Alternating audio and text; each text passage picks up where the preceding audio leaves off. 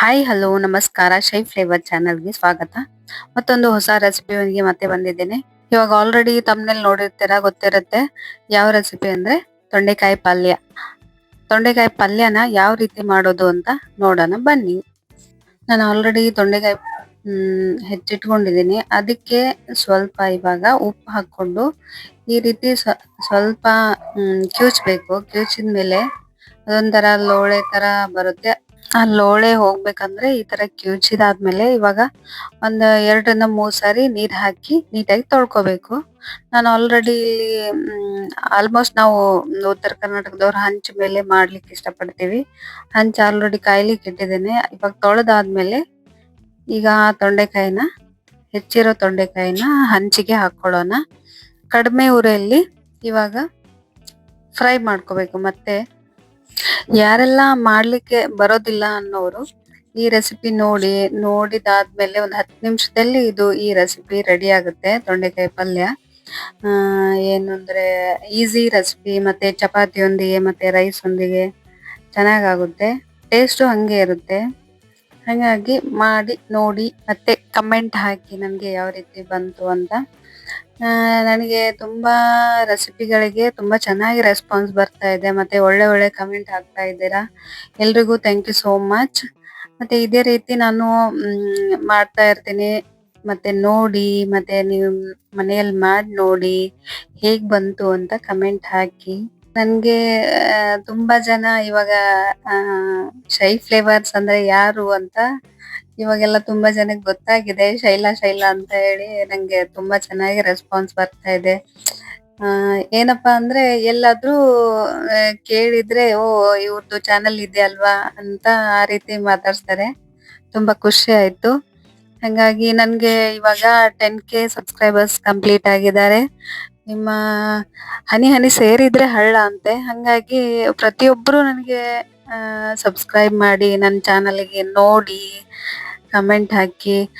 ಮತ್ತೆ ಸ್ವಲ್ಪ ಜನ ಬ್ಯಾಡ್ ಕಮೆಂಟ್ ಹಾಕ್ದವರು ಇದ್ದಾರೆ. ಅವರು ನಮ್ಮ ಒಳ್ಳೆ ಹಾದಿಗೆ ಒಂದು ಬ್ಯಾಡ್ ಕಮೆಂಟ್ ಹಾಕಿ ನಮ್ನ ಇನ್ನೂ ಒಂದ್ ಸ್ವಲ್ಪ ಒಂದು ಹೋಗಿ ನೀವು ಅಂತ ನಮ್ಗೆ ಸಹಕಾರ ಮಾಡಿದ್ದಾರೆ. ಅಂತವ್ರಿಗೆ ನಾವೇನ್ ಬೈಯೋದಿಲ್ಲ. Thank you so much. And 10,000 ಜನ ಅಂದ್ರೆ ಕಮ್ಮಿ ಅಲ್ಲ. ಎಲ್ರಿಗೂ ಥ್ಯಾಂಕ್ ಯು. ಪ್ರತಿಯೊಬ್ಬರಿಗೂ ಯಾರೆಲ್ಲ ಸಬ್ಸ್ಕ್ರೈಬ್ ಮಾಡಿದಾರ, ಯಾರೆಲ್ಲ ನನ್ನ ಶಾರ್ಟ್ಸ್ ಆಗ್ಲಿ ವಿಡಿಯೋಸ್ ಆಗ್ಲಿ ನೋಡಿ ಕಮೆಂಟ್ ಹಾಕಿದಾರ, ಎಲ್ರಿಗೂ ಥ್ಯಾಂಕ್ ಯು ಸೋ ಮಚ್. ಮತ್ತೆ ಇದೇ ರೀತಿ ನೋಡ್ತಾ ಇರಿ, ನೋಡಿ ಕಮೆಂಟ್ ಹಾಕಿ. ತುಂಬಾ ಖುಷಿ ಆಗುತ್ತೆ. ಪ್ರತಿಯೊಂದು ವಿಡಿಯೋ ನೋಡಿ ಮತ್ತೆ ಕಮೆಂಟ್ ಹಾಕೋದಂದ್ರೆ ಇದು ಅಲ್ಲ, ಸಾಮಾನ್ಯ ಅಲ್ಲ. ಸಮಾಧಾನವಾಗಿ ಕೂತ್ಕೊಂಡು ನೋಡಿ ಮತ್ತೆ ಕಮೆಂಟ್ ಹಾಕಿ ಖುಷಿ ಪಡ್ತೀರಲ್ವಾ, ಅದೇ ನಮ್ದು ಒಳ್ಳೆ ಹಾದಿ ಅನ್ಕೋಬೇಕು. ಥ್ಯಾಂಕ್ ಯು ಎಲ್ರಿಗೂ. ಇದೇ ರೀತಿ ಫ್ರೈ ಆದ್ಮೇಲೆ, ಕಡಿಮೆ ಊರಲ್ಲಿ ಫ್ರೈ ಆದ್ಮೇಲೆ ನಾವು ಇವಾಗ ಒಂದು 2 ಸ್ಪೂನ್ ಆಯಿಲ್ ಹಾಕೊಂಡು ಮತ್ತೆ ಸ್ವಲ್ಪ ಈರುಳ್ಳಿ ಹೆಚ್ಕೊಂಡು ಹಾಕ್ಬೇಕು. ಅದನ್ನು ಕೂಡ ಇವಾಗ ನೀಟಾಗಿ ಫ್ರೈ ಮಾಡೋಣ. ಸ್ವಲ್ಪ ಕೆಂಪಾಗೋವರೆಗೂ ಹುರಿಬೇಕು. ಕಡಿಮೆ ಊರಲ್ಲೇ ಹುರ್ಕೊಂಡ್ರೆ ಇನ್ನೂ ಚೆನ್ನಾಗಿ ಬರುತ್ತೆ. ಮತ್ತೆ ಇನ್ನೊಂದೇನಂದ್ರೆ ಹಂಚಲ್ಲಿ ಈಗ ಕೆಬ್ನದ ಕಡಾಯಿಯಲ್ಲಿ ಮಾಡಿದ್ರೆ ಅಡಿಗೆ ತುಂಬಾ ರುಚಿ ಬರುತ್ತೆ. ನಮ್ಮ ಹಳಬ್ರು ಎಲ್ಲ ತುಂಬಾ ಇದ್ರಲ್ಲಿ ಹಂಚಲ್ಲೇ ಮಾಡೋರು. ನಾವೆಲ್ಲ ಸಣ್ಣವರಿದ್ದಾಗ ನಾವು ನೋಡಿನೂ ರೂಢಿ ನಮ್ಗೆ. ಅದಕ್ಕಾಗಿ ನಾನು ಹಂಚಲ್ಲೇ ಮಾಡ್ತೀನಿ ಆಲ್ಮೋಸ್ಟ್. ಮತ್ತೆ ಇವಾಗ ಗೋಬಿ ಆಗ್ಲಿ ಏನೋ ಆಗ್ಲಿ ಕಡಾಯಲ್ಲೇ ಮಾಡ್ತಾರೆ ನೋಡಿ, ಅದೊಂಥರ ಟೇಸ್ಟೇ ಬೇರೆ ಕೊಡುತ್ತೆ. ಹಂಗಾಗಿ ನಾನು ಕೂಡ ಹಂಚಲ್ಲೇ ಮಾಡ್ತಾ ಇದ್ದೀನಿ. ಅಂಡ್ ಯಾರೆಲ್ಲ ಸಪೋರ್ಟ್ ಮಾಡ್ತಾ ಇದ್ದೀರಾ, ಥ್ಯಾಂಕ್ ಯು ಸೋ ಮಚ್. ಈ ರೀತಿ ಕೆಂಪಾಗಿ ಹುರ್ಕೊಂಡಾದ್ಮೇಲೆ ನೆಕ್ಸ್ಟು ಸ್ವಲ್ಪ ಆಯಿಲ್ ಎಲ್ಲ ಕಮ್ಮಿ ಹಾಕ್ತೀವಿ ನಾವು. ನಿಮ್ಗೆ ಎಷ್ಟು ಬೇಕೋ ನೋಡ್ಕೊಂಡು ಹಾಕೊಳ್ಳಿ. ತೊಂಡೆಕಾಯಿ ಉಪಯೋಗ ಏನಂದ್ರೆ ಮಧುಮೇಹವನ್ನ ನಿಯಂತ್ರಣ ಮಾಡುತ್ತದೆ, ಮತ್ತೆ ಜೀರ್ಣಕ್ರಿಯೆಯನ್ನು ಉತ್ತಮಗೊಳಿಸುತ್ತದೆ, ಮತ್ತೆ ತೂಕ ಇಳಿಕೆ, ರಕ್ತ ಶುದ್ಧೀಕರಣ, ರೋಗ ನಿರೋಧಕ ಶಕ್ತಿಯನ್ನು ಹೆಚ್ಚಿಸುತ್ತದೆ, ಮತ್ತೆ ಚರ್ಮಕ್ಕೂ ಒಳ್ಳೆಯದಿದು. ಮತ್ತೆ ತೊಂಡೆಕಾಯಿಂದ ಏನೇನ್ ಮಾಡಬಹುದು ಅಂತಂದ್ರೆ ತೊಂಡೆಕಾಯಿ ಪಲ್ಯ ಮಾಡ್ಬೋದು, ತೊಂಡೆಕಾಯಿ ಫ್ರೈ ಮಾಡ್ಬೋದು, ಮತ್ತೆ ಏನಂದ್ರೆ ತೊಂಡೆಕಾಯಿ ಜ್ಯೂಸ್ ಮಾಡ್ಬೋದು, ಮತ್ತೆ ತೊಂಡೆಕಾಯಿ ಪಚಡಿ ಮಾಡ್ಬೋದು, ತೊಂಡೆಕಾಯಿ ಸಾಂಬಾರ್ ಮಾಡ್ಬೋದು. ತೊಂಡೆಕಾಯಿಂದ ಇಷ್ಟು ಉಪಯೋಗ ಇದೆ, ಮತ್ತೆ ಇಷ್ಟು ತರ ರೆಸಿಪಿಯನ್ನು ಮಾಡಬಹುದು. Easy recipe. ಒಂದ್ಸರಿ ಮಾಡಿ ನೋಡಿ ಹೇಗ್ ಬಂತು ಅಂತ ಕಮೆಂಟ್ ಮಾಡಿ.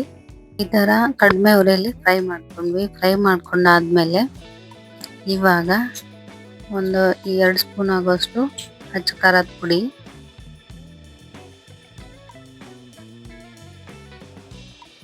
ಖಾರ ಜಾಸ್ತಿ ತಿನ್ನೋರಿದ್ರೆ ಖಾರ ಸ್ವಲ್ಪ ಜಾಸ್ತಿ ಹಾಕೊಳ್ಳಿ. ನಾವು ಖಾರ ಜಾಸ್ತಿ ತಿನ್ನೋದಿಲ್ಲ, ಸ್ವಲ್ಪ ಅಷ್ಟೇ. ಮತ್ತೆ ಅರ್ಧ ಸ್ಪೂನ್ ಆಗೋಷ್ಟು ಅರಿಶಿಣ ಪುಡಿ ಹಾಕೊಂಡಿದ್ದೀನಿ. ಮತ್ತೆ 1 ಸ್ಪೂನ್ ಆಗೋಷ್ಟು ಗರಂ ಮಸಾಲ.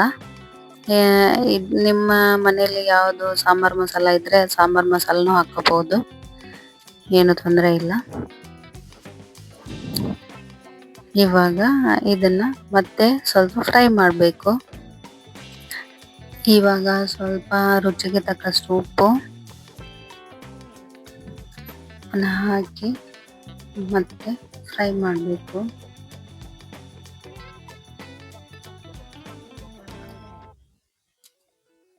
ಸ್ವಲ್ಪ ಫ್ರೈ ಮಾಡಿದ್ರೆ ಅದು ಖಾರದ ಪುಡಿ ಅದೆಲ್ಲ ಹಾಕಿರ್ತೀವಲ್ವಾ, ಕಲರ್ ಚೇಂಜ್ ಆಗುತ್ತೆ. ನೋಡಿ ಯಾವ ರೀತಿ ಬರ್ತಾ ಇದೆ ಅಂತ. ಹಾಕೊಳ್ಳೋರು ಸ್ವಲ್ಪ ನೀರು ಹಾಕೋಬಹುದು, ಏನು ತೊಂದರೆ ಇಲ್ಲ. ಹಾಕಿದ್ರು ಜಾಸ್ತಿ ಹಾಕುವಾಗಿಲ್ಲ, ಸ್ವಲ್ಪ ಅಷ್ಟೇ ಹಾಕಬೇಕು.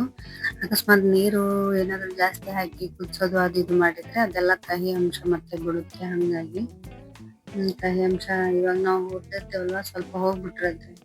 ನೀರ್ ಹಾಕಿದ್ರೆ ಮತ್ತೆ ಕಹಿ ತರ ಬರುತ್ತೆ. ಅದಕ್ಕೋಸ್ಕರ ನೀರು ಎಷ್ಟು ಬೇಕೋ ಅಷ್ಟೇ ನೋಡ್ಕೊಂಡು ಹಾಕ್ಬೇಕು. ನಾನು ಇಲ್ಲಿ ಸ್ವಲ್ಪನೂ ನೀರು ಮುಡ್ಸಿಲ್ಲ, ಬಟ್ ಒಬ್ಬೊಬ್ಬರಿಗೆ ಅದು ರಸ ಬೇಕು ಅದು ಇದು ಅಂತಾರೆ ಪಲ್ಯದ್ರಲ್ಲಿ. ಅದಕ್ಕೋಸ್ಕರ ಆ ರೀತಿ ಇದ್ದಾಗ ಒಂದ್ ಸ್ವಲ್ಪ ನೀರ್ ಹಾಕಿ ಕುದಿಸ್ಕೋಬಹುದು.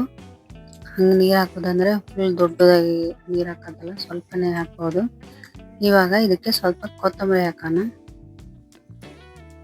ಕೊತ್ತಂಬರಿ ಹಾಕಿ ಮೇಲೆ ಕೆಳಗೆ ಮಾಡಿ ಇವಾಗ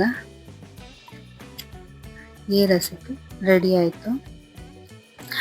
ಒಂದ್ಸರಿ ಮಾಡಿ ನೋಡಿ ಹೇಗೆ ಬಂತು ಅಂತ ಕಮೆಂಟ್ ಹಾಕಿ.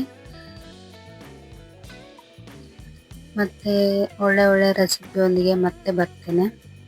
ಹೇಗೆ ಬಂತು ಅಂತ ನೋಡಿ ಕಮೆಂಟ್ ಮಾಡಿ. ಕಮೆಂಟ್ ಮಾಡೋದನ್ನ ಮರಿಬೇಡಿ. ಇವಾಗ ನಮ್ಮ ರೆಸಿಪಿ ರೆಡಿ ಆಯ್ತು.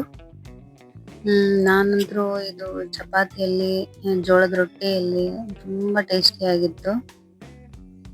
ಹಂಗಾಗಿ ನಮ್ಮ ಮನೆಯಲ್ಲಿ ಎಲ್ಲರೂ ಇಷ್ಟಪಟ್ಟರು, ಚೆನ್ನಾಗಾಗಿದೆ ಅಂತ. ಸೊ ನೀವು ಕೂಡ ಟ್ರೈ ಮಾಡಿ. Thank you for watching.